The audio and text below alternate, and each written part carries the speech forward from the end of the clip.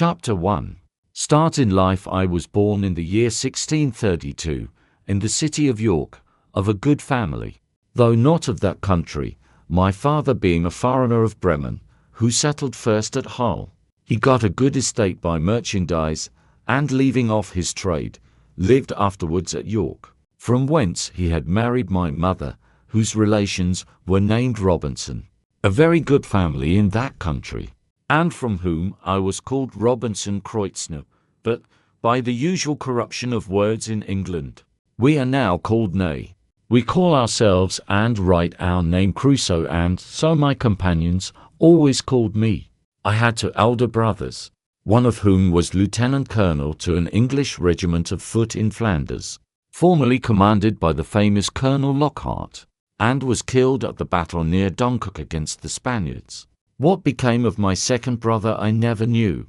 any more than my father or mother knew what became of me. Being the third son of the family and not bred to any trade, my head began to be filled very early with rambling thoughts. My father, who was very ancient, had given me a competent share of learning, as far as house education and a country free school generally go, and designed me for the law, but I would be satisfied with nothing but going to sea, and my inclination to this led me so strongly against the will, nay, the commands of my father, and against all the entreaties and persuasions of my mother and other friends, that there seemed to be something fatal in that propensity of nature, tending directly to the life of misery, which was to befall me. My father, a wise and grave man, gave me serious and excellent counsel against what he foresaw was my design. He called me one morning into his chamber,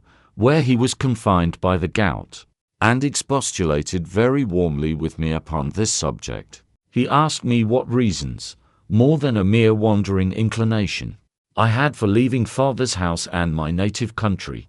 where I might be well introduced, and had a prospect of raising my fortune by application and industry, with a life of ease and pleasure. He told me it was men of desperate fortunes on one hand, or of aspiring, superior fortunes on the other, who went abroad upon adventures, to rise by enterprise, and make themselves famous in undertakings of a nature out of the common road. That these things were all either too far above me or too far below me. That mine was the middle state, or what might be called the upper station of low life, which he had found, by long experience, was the best state in the world, the most suited to human happiness, not exposed to the miseries and hardships, the labor and sufferings of the mechanic part of mankind, and not embarrassed with the pride, luxury, ambition, and envy of the upper part of mankind. He told me I might judge of the happiness of this state by this one thing, viz.,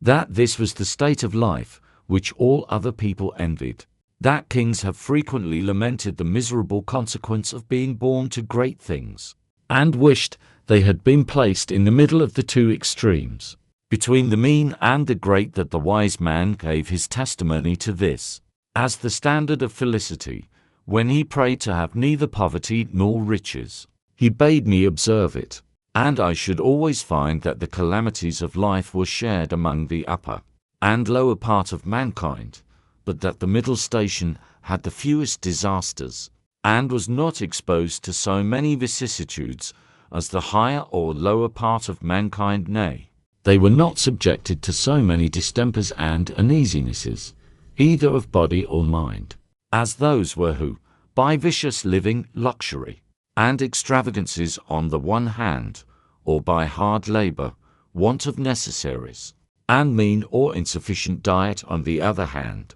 bring distemper upon themselves by the natural consequences of their way of living. That the middle station of life was calculated for all kind of virtue and all kind of enjoyments. That peace and plenty were the handmaids of a middle fortune, that temperance, moderation, quietness, health, society, all agreeable diversions, and all desirable pleasures, were the blessings attending the middle station of life, that this way men went silently and smoothly through the world, and comfortably out of it. not embarrassed with the labors of the hands or of the head, not sold to a life of slavery for daily bread, nor harassed with perplexed circumstances, which rob the soul of peace and the body of rest, nor enraged with the passion of envy, or the secret burning lust of ambition for great things, but in easy circumstances, sliding gently through the world, and sensibly tasting the sweets of living, without the bitter feeling that they are happy, and learning by every day's experience to know it more sensibly. After this he pressed me earnestly, and in the most affectionate manner, not to play the young man, nor to precipitate myself into miseries which nature, and the station of life I was born in, seemed to have provided against, that I was under no necessity of seeking my bread, that he would do well for me, and endeavor to enter me fairly into the station of life which he had just been recommending to me, and that if I was not very easy and happy in the world, it must be my mere fate or fault that must hinder it, and that he should have nothing to answer for, having thus discharged his duty in warning me against measures which he knew would be to my hurt. In a word, that as he would do very kind things for me if I would stay and settle at home as he directed, so he would not have so much hand in my misfortunes as to give me any encouragement to go away. And to close all, he told me I had my elder brother for an example, to whom he had used the same earnest persuasions to keep him from going into the Low Country wars, but could not prevail, his young desires prompting him to run into the army, where he was killed. And though he said he would not cease to pray for me, yet he would venture to say to me, that if I did take this foolish step, God would not bless me, and I should have leisure hereafter to reflect upon having neglected his counsel, when there might be none to assist in my recovery. I observed in this last part of his discourse, which was truly prophetic, though I suppose my father did not know it to be so himself, I observed the tears run down his face very plentifully, especially when he spoke of my brother who was killed, and that when he spoke of my having leisure to repent, and none to assist me, he was so moved that he broke off the discourse, and told me his heart was so full he could say no more to me. I was sincerely affected with this discourse, and indeed, who could be otherwise? And I resolved not to think of going abroad any more, but to settle at home according to my father's desire. But alas, a few days wore it all off, and, in short, to prevent any of my father's further importunities, in a few weeks after, I resolved to run quite away from him. However, I did not act quite so hastily as the first heat of my resolution prompted, but I took my mother at a time when I thought her a little more pleasant than ordinary, and told her that my thoughts were so entirely bent upon seeing the world, that I should never settle to anything with resolution enough to go through with it, and my father had better give me his consent than force me to go without it, that I was now 18 years old, which was too late to go apprentice to a trade or clerk to an attorney, that I was sure if I did, I should never serve out my time, but I should certainly run away from my master before my time was out, and go to sea, and if she would speak to my father to let me go one voyage abroad, if I came home again, and did not like it, I would go no more, and I would promise, by a double diligence, to recover the time that I had lost. This put my mother into a great passion. She told me she knew it would be to no purpose to speak to my father upon any such subject, that he knew too well what was my interest to give his consent to anything so much for my hurt, and that she wondered how I could think of any such thing after the discourse I had had with my father, and such kind and tender expressions as she knew my father had used to me, and that, in short, if I would ruin myself, there was no help for me, but I might depend I should never have their consent to it, that for her part she would not have so much hand in my destruction, and I should never have it to say that my mother was willing when my father was not. Though my mother refused to move it to my father, yet I heard afterwards that she reported all the discourse to him, and that my father after showing a great concern at it, said to her, with a sigh, "That boy might be happy if he would stay at home, but if he goes abroad, he will be the most miserable wretch that ever was born. I can give no consent to it." It was not till almost a year after this that I broke loose, though, in the meantime, I continued obstinately deaf to all proposals of settling to business, and frequently expostulated with my father and mother about their being so positively determined, against what they knew my inclinations prompted me to. But being one day at Hull, where I went casually, and without any purpose of making an elopement at that time, but, I say, being there, and one of my companions being about to sail to London in his father's ship, and prompting me to go with them with the common allurement of seafaring men, that it should cost me nothing for my passage, I consulted neither father nor mother any more, nor so much as sent them word of it, but leaving them to hear of it as they might, without asking God's blessing or my father's, without any consideration of circumstances or consequences, and in an ill hour, God knows. On the 1st of September 1651,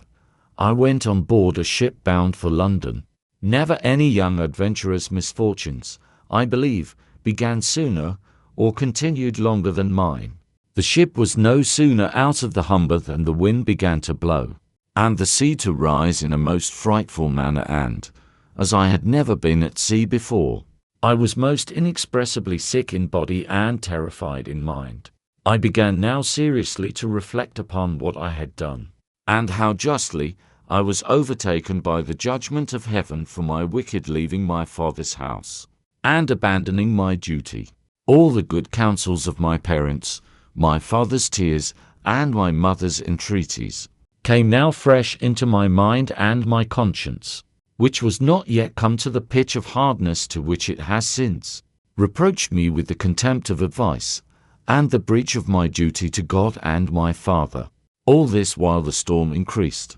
and the sea went very high, though nothing like what I have seen many times since, no, nor what I saw a few days after, but it was enough to affect me then, who was but a young sailor, and had never known anything of the matter. I expected every wave would have swallowed us up, and that every time the ship fell down, as I thought it did, in the trough or hollow of the sea, we should never rise more in this agony of mind. I made many vows and resolutions, that if it would please God to spare my life in this one voyage, if ever I got once my foot upon dry land again, I would go directly home to my father, and never set it into a ship again while I lived, that I would take his advice, and never run myself into such miseries as these any more. Now I saw plainly the goodness of his observations about the middle station of life, how easy, how comfortably he had lived all his days, and never had been exposed to tempests at sea or troubles on shore, and I resolved that I would, like a true repenting prodigal, go home to my father. These wise and sober thoughts continued all the while the storm lasted, and indeed some time after, but the next day the wind was abated,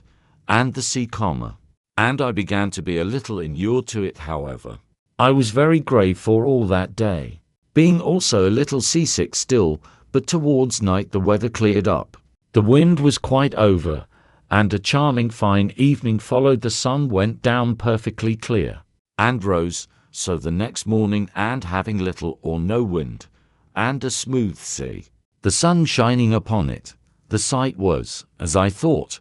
the most delightful that ever I saw. I had slept well in the night, and was now no more seasick, but very cheerful, looking with wonder upon the sea that was so rough and terrible the day before, and could be so calm and so pleasant in so little a time after. And now, lest my good resolutions should continue, my companion, who had enticed me away, comes to me. "Well, Bob," says he, clapping me upon the shoulder, "how do you do after it? I warrant you were frighted.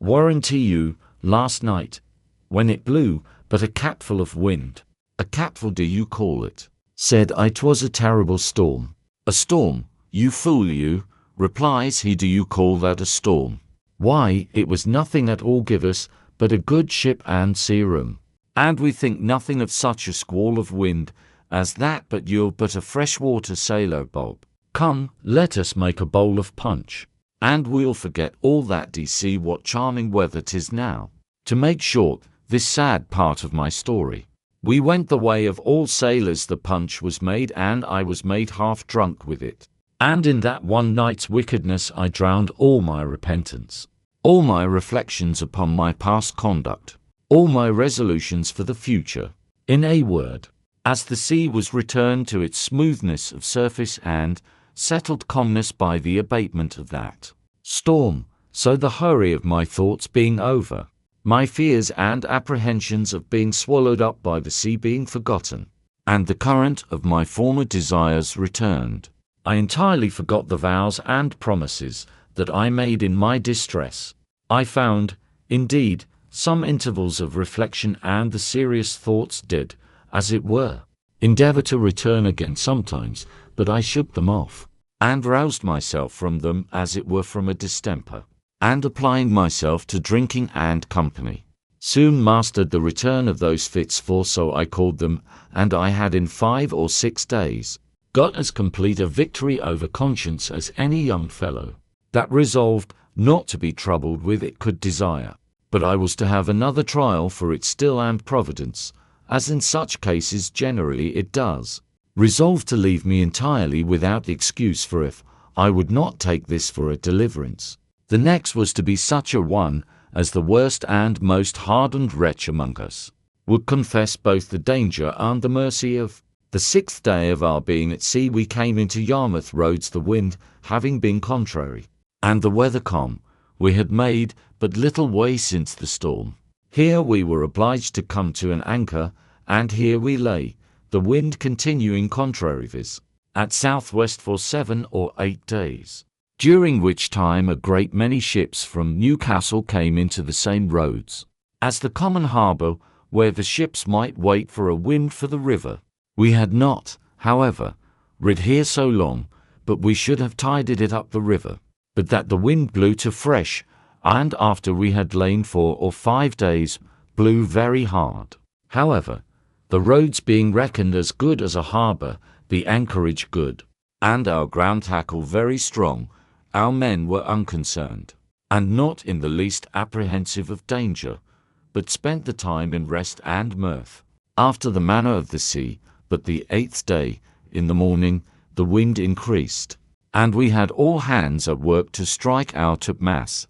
and make everything snug and close, that the ship might ride as easy as possible. By noon the sea went very high indeed, and our ship rode forecastle in, shipped several seas, and we thought once or twice our anchor had come home, upon which our master ordered out the sheet anchor, so that we rode with 2 anchors ahead, and the cables veered out to the bitter end. By this time it blew a terrible storm indeed, and now I began to see terror and amazement in the faces even of the seamen themselves. The master, though vigilant in the business of preserving the ship, yet as he went in and out of his cabin by me, I could hear him softly to himself say several times, "Lord, be merciful to us. We shall be all lost. We shall be all undone," and the like. During these first hurries I was stupid, lying still in my cabin, which was in the steerage, and cannot describe my temper.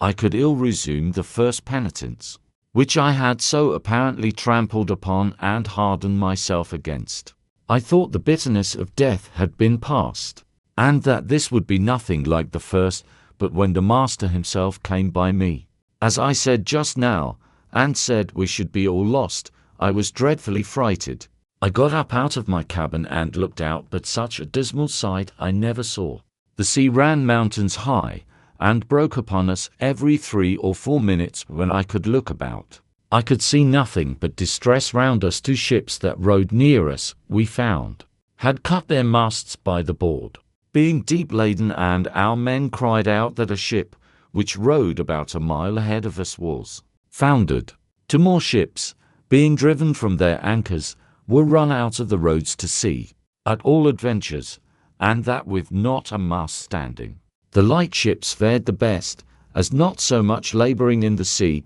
but 2 or 3 of them drove, and came close by us, running away with only their spritsail out before the wind. Towards evening the mate and boatswain begged the master of our ship to let them cut away the foremast, which he was very unwilling to do, but the boatswain protesting to him that if he did not the ship would founder, he consented, and when they had cut away the foremast, the mainmast stood so loose, and shook the ship so much, they were obliged to cut that away also, and make a clear deck. Anyone may judge what a condition I must be in at all this, who was but a young sailor, and who had been in such a fright before it but a little. But if I can express at this distance the thoughts I had about me at that time, I was in tenfold more horror of mind upon account of my former convictions, and the having returned from them to the resolutions I had wickedly taken at first, than I was at death itself, and these, added to the terror of the storm, put me into such a condition that I can by no words describe it. But the worst was not come yet. The storm continued with such fury that the seamen themselves acknowledged they had never seen a worse. We had a good ship, but she was deep laden, and wallowed in the sea, so that the seamen every now and then cried out she would founder. It was my advantage in one respect, that I did not know what they meant by founder till I inquired. However,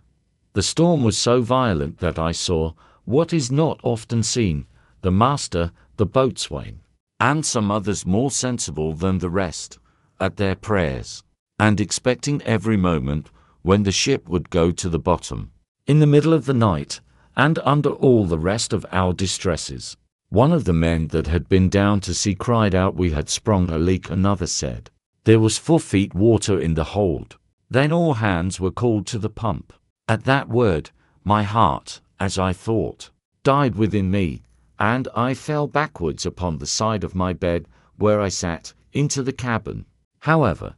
the men roused me, and told me that was able to do nothing before, was as well able to pump as another, at which I stirred up, and went to the pump, and worked very heartily. While this was doing, the master, seeing some light colliers, who, not able to ride out the storm, were obliged to slip and run away to sea, and would come near us, ordered to fire a gun as a signal of distress. I, who knew nothing what they meant, thought the ship had broken, or some dreadful thing happened. In a word,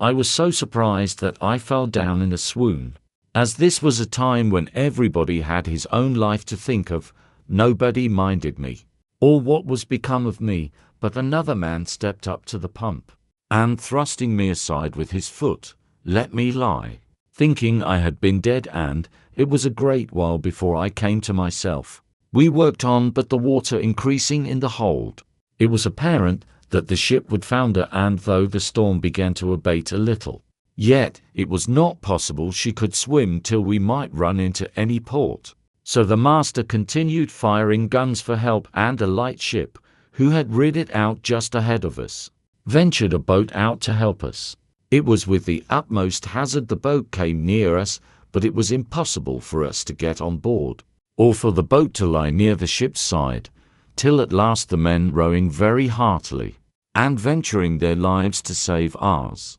our men cast them a rope over the stern with a buoy to it, and then veered it out a great length, which they, after much labour and hazard, took hold of, and we hauled them close under our stern, and got all into their boat. It was to no purpose for them or us, after we were in the boat, to think of reaching their own ship, so all agreed to let her drive, and only to pull her in towards shore as much as we could, and our master promised them that if the boat was staved upon shore, he would make it good to their master, so partly rowing and partly driving. Our boat went away to the northward, sloping towards the shore almost as far as Winterton-ness. We were not much more than a quarter of an hour out of our ship till we saw her sink, and then I understood for the first time what was meant by a ship foundering in the sea. I must acknowledge I had hardly eyes to look up when the seaman told me She was sinking, for from the moment that they rather put me into the boat than that I might be said to go in, my heart was, as it were, dead within me, partly with fright, partly with horror of mind, and the thoughts of what was yet before me. While we were in this condition, the men yet laboring at the oar to bring the boat near the shore, we could see, when our boat mounting the waves, we were able to see the shore, a great many people running along the strand to assist us. When we should come near, but we made but slow way towards the shore, nor were we able to reach the shore till, being past the lighthouse at Winterton, the shore falls off to the westward towards Cromer, and so the land broke off a little the violence of the wind. Here we got in, and though not without much difficulty, got all safe on shore, and walked afterwards on foot to Yarmouth, where, as unfortunate men, we were used with great humanity, as well by the magistrates of the town, who assigned us good quarters,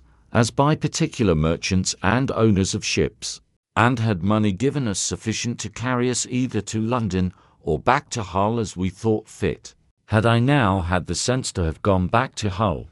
and have gone home, I had been happy, and my father, as in our blessed Saviour's parable, had even killed the fatted calf for me for hearing the ship I went away in was cast away in Yarmouth roads. It was a great while before he had any assurances that I was not drowned, but my ill fate pushed me on now with an obstinacy that nothing could resist, and though I had several times loud calls from my reason and my more composed judgment to go home, yet I had no power to do it. I know not what to call this, nor will I urge that it is a secret overruling decree that hurries us on to be the instruments of our own destruction, even though it be before us, and that we rush upon it with our eyes open. Certainly, nothing but some such decreed unavoidable misery, which it was impossible for me to escape, could have pushed me forward against the calm reasonings and persuasions of my most retired thoughts, and against to such visible instructions as I had met with in my first attempt. My comrade, who had helped to harden me before, and who was the master's son, was now less forward than I. The first time he spoke to me after we were at Yarmouth, which was not till 2 or 3 days, for we were separated in the town to several quarters, I say, the first time he saw me, it appeared his tone was altered, and, looking very melancholy, and shaking his head, he asked me how I did, and telling his father who I was, and how I had come this voyage only for a trial, in order to go further abroad. His father, turning to me with a very grave and concerned tone, "Young man," says he, "you ought never to go to sea any more. You ought to take this for a plain and visible token that you are not to be a seafaring man." "Why, sir," said I, "will you go to sea no more?" "That is another case," said he. "It is my calling, and therefore my duty. But as you made this voyage on trial, you see what a taste heaven has given you of what you are to expect if you persist. Perhaps this has all befallen us on your account, like Jonah in the ship of Tarshish. Pray," continues he, "what are you, and on what account did you go to sea?" Upon that I told him some of my story, at the end of which he burst out into a strange kind of passion. "What had I done," says he, "that such an unhappy wretch should come into my ship? I would not set my foot in the same ship with thee again for £1,000. This indeed was, as I said, an excursion of his spirits, which were yet agitated by the sense of his loss, and was farther than he could have authority to go. However,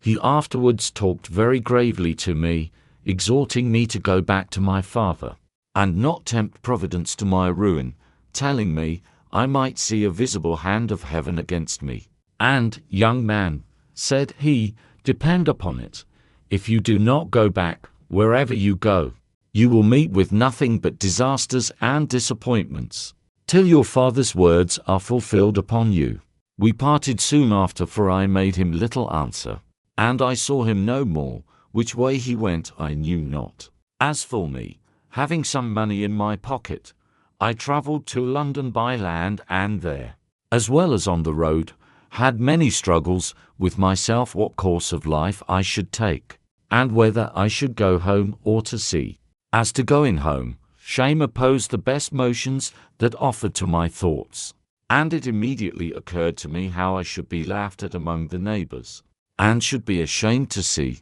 not my father and mother only, but even everybody else, from whence I have since often observed how incongruous and irrational the common temper of mankind is, especially of youth, to that reason which ought to guide them in such cases, viz., that they are not ashamed to sin, and yet are ashamed to repent, not ashamed of the action for which they ought justly to be esteemed fools, but are ashamed of the returning, which only can make them be esteemed wise men. In this state of life, however, I remained some time, uncertain what measures to take, and what course of life to lead. An irresistible reluctance continued to go in home, and as I stayed away a while, the remembrance of the distress I had been in wore off, and as that abated, the little motion I had in my desires to return wore off with it, till at last I quite laid aside the thoughts of it, and looked out for a voyage.